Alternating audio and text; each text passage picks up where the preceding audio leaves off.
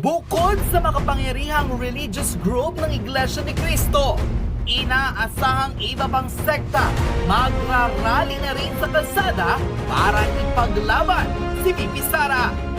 Bukod sa miyembro ng INC, tila aalis na rin sa kanilang mga bahay at tuluyang magwewelga sa kalsada ang mga religious group ng KOJC, maging ang samahan ng mga Muslim sa iba't ibang panig ng Pilipinas na ngayon pa lamang ay naghahanda na ng kinangkilos protesta para ipahiwatig sa tao at sa gobyerno na hindi dapat pinagtutulungan ng mga politiko ang Vice President na si Sara Duterte.